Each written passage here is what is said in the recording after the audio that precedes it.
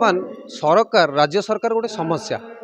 समस्या हूँ राज्य सरकार हूँ गोटे समस्या ये जो समवाय क्षेत्र को केमिति भावे गत वर्ष हो ए वर्ष हो धान मंडीर समस्या हो सारर अभावी बिक्री समस्या हो सारला सूता कल हो राहामा लुगा कल हो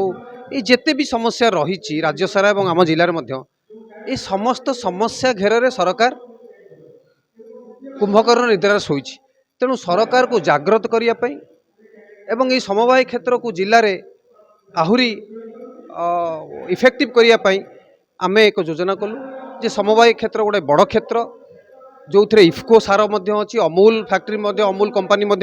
समवाय क्षेत्र में अच्छी ओपल फेड ओमफेड मार्कफेड ये जिते सब ये समवाय आसुँच तेणु ये समवाय क्षेत्र गोटे इम्पोर्टाट क्षेत्र जय जवान जय किसान किसान मानकर क्षेत्र यहाँ तेणु चाषी मानकर जो समस्या रही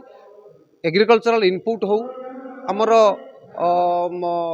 क्रॉप लोन हो क्रॉप लॉस समय समवाय क्षेत्र भूमिका अच्छी ये क्षेत्र को आहरी शाणित करने आम राज्य सभापति अमीय पट्टनायक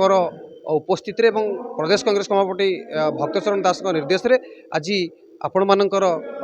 उपस्थित एक प्रेस मीट करिछु एवं गोटे आलोचना कर समवाय संस्था समृद्धि धारा जो समवाय संस्था द्वितीय पंचवार्षिक योजना रे भारत वर्षर पूर्वतन प्रधानमंत्री स्वर्गत पंडित जवाहरलाल नेहरू नेतृत्व रे प्रथमे प्रतिष्ठा करागला प्रति पंचायत रे गोटे सोसाइटी हब एवं ऋण जनतारू मुक्ति पाइबे साहूकार मुक्ति पाइबे चाषी चाषी सठिक भाव में ऋण पाइपर परवर्ती पर्यायर चाषी मैंने जिते असुविधा भोग कले उचित मूल्य पाइले नहीं सुना मूल्य हो पाइला किंतु धान मूल्य हो पाइलानी से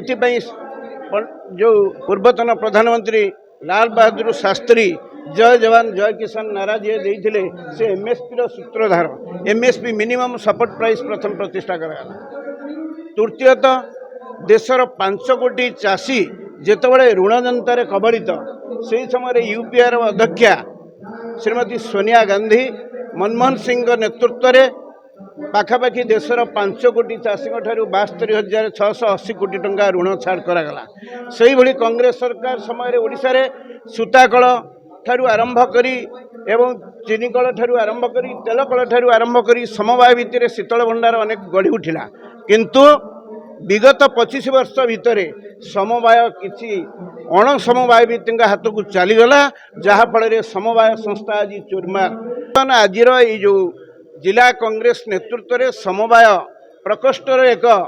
आलोचना चक्र जिला स्तरीय करें मुदा रखीचु 3टी मुदा रखीचु गोटे मुदा रखीचु सरकार कही 58टी सब डिविजन 58टी शीतल भंडार करेंगे जगतसिंहपुर थिबा गोपबंधु जो शीतल भंडारटी थिला 2000 ठारू अकामी हो पड़ी तुरंत जगतसिंहपुर जिले में अत्यंत पक्षे गोटे शीतल भंडार प्रतिष्ठा करा जाऊ एवं 194टा जो ग्राम पंचायत रही से 137टी रही सोसाइटी आउ अन्य पंचायत गुड़िक सोसाइट करा जाऊ एवं जो सोसाइट गुड़िक चाषी हंतसंत होती धान बिक्री करना विभिन्न प्रकार सुविधा सुजोग वंचित रोचंती से प्रति सरकार तुरंत तीक्ष्ण दृष्टि दिंतु नचेत जिला कांग्रेस नेतृत्व में समवाय प्रकोष्ठ पक्षर आम प्रत्येक पंचायत समिति सम्मुखें आंदोलन को दुर्बार करूँ।